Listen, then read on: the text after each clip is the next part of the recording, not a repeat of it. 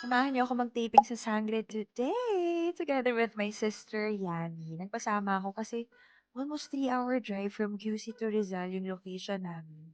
Tapos nakakatakot umuwi mag-isa kasi zigzag yung road.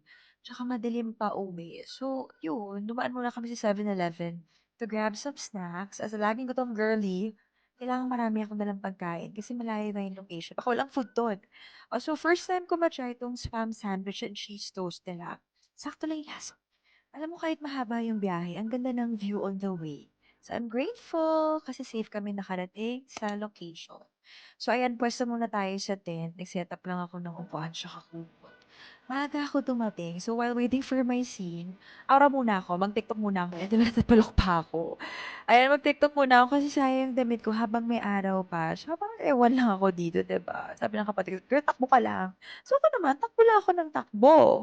Ganda lang ng location namin today. So, this is me enjoying the view. Tsaka malamig dyan, girl, ah.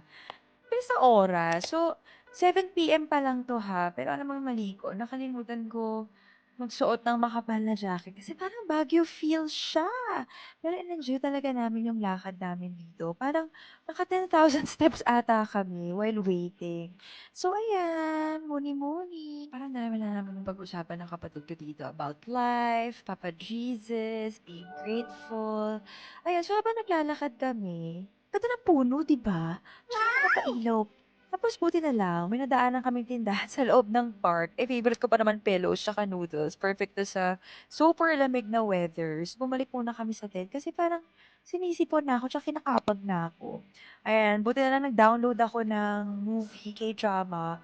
Kasi walang signal pala dito. So, yan, nanood muna kami ng movie. So, yung title ng K-drama movie is Even If This Love Disappears Tonight. Haba, diba?